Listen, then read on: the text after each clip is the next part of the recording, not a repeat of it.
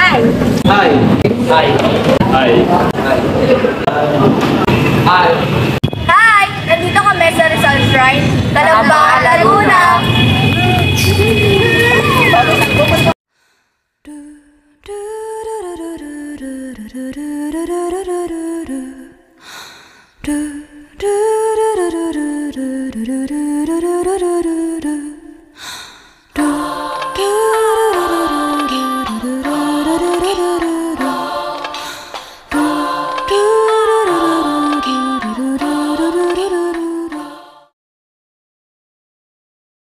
Teodora Alonso Yolanda Y. Quintos, ang nanay na si Rizal na ipinanganak sa Tondo, Manila noong November 9, 1827. At alam niyo bang, si Teodora ay pangalawang anak ni Lorenzo Alberto Alonso na naging municipal captain ng Binyan, Laguna. At lolo siya ni Rizal. At si Francisco Engracio Rizal Mercado y Alejandro, pinanganak noong May 11, 1880 sa Binyan, Laguna, at siya ang ama ng ating pambansang bayani, si Dr. Jose Rizal.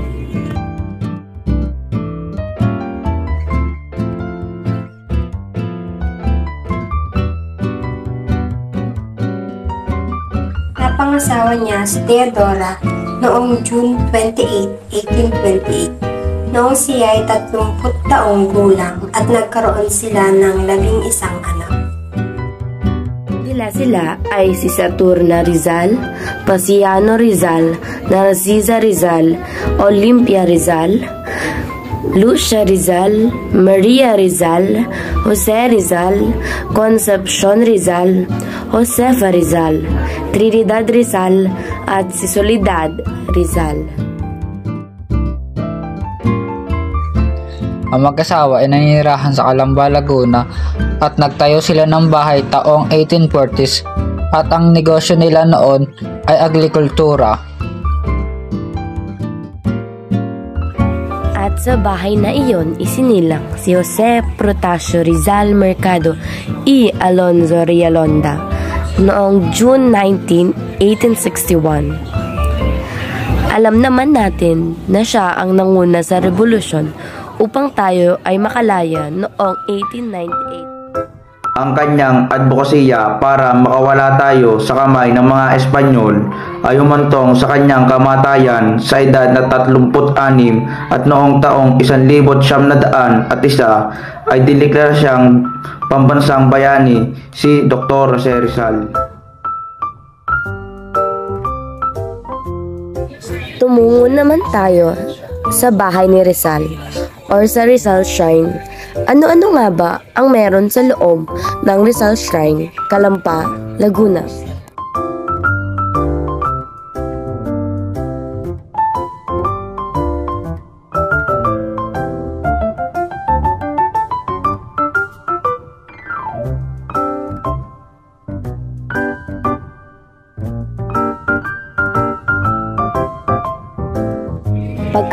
Pagkapasok natin, ang una nating makikita ay ang kanilang schedule kung kailan lamang sila bukas.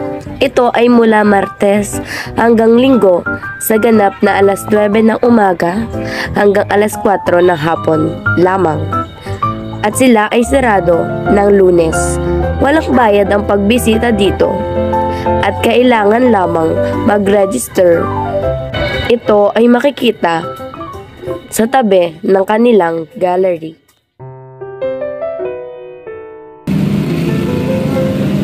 Pagpasok namin sa Rizal Shrine ay naramdaman agad namin na marami kaming impormasyon na makukuha mula dito.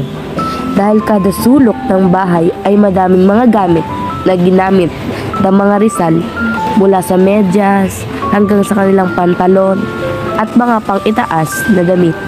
At kapansin-pansin din ang bawat sulat sa dingding na kung inyong pagmamasdan at babasahin mabuti ay malalaman mo ang lahat ng impormasyon tungkol sa mga Rizals. Gayon na din kung paano nabuo ang kanilang bahay.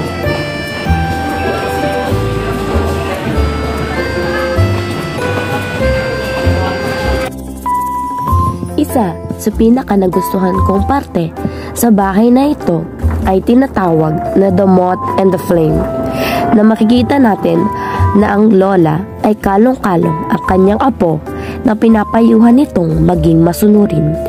O sa wikang Ingles ay Doña Lolay telling a story of a young moth to Pepe. She advises him to be obedient so that he would not be burned like the young moth.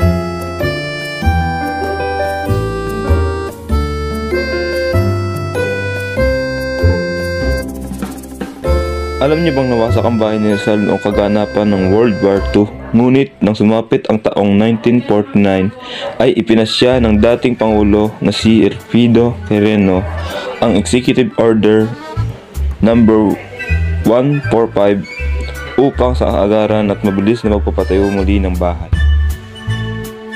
At nasa likod nito ang mga bata sa paaralan Pilipino. Sa kanila nagmula ang karamihan ng pondo. Habang ang Filipino artist na si Juan Nakpil ang nagsilbing supervising architect. Tumungo naman tayo sa ikalawang palapag ng bahay ng mga Rizal. Dito ay makikita natin ang kanilang mga silid. Silid tulugan na para sa babae, lalaki at magulang, o girls room, boys room, and parents room. Ang kanilang silid kainan or dining area at ang kanilang silid pahingahan o living room.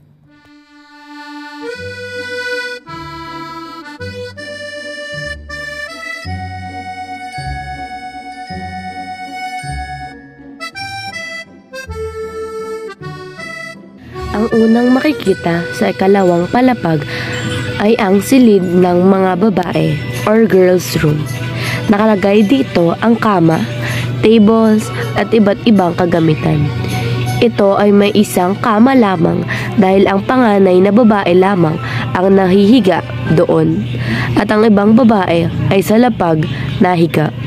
Makikita din dito ang divan or couch at ang sewing machine na ginagamit ni Trinidad na kapatid nila.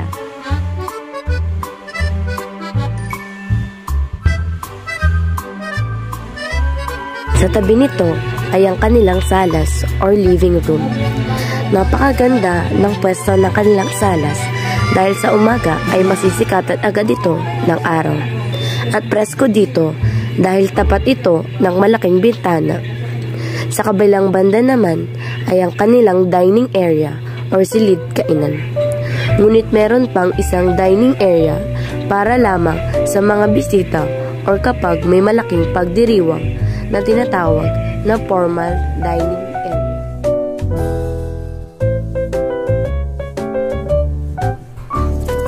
Sa kabilang bahagi ng bahay ay ang silid ng mga lalaki or boys room.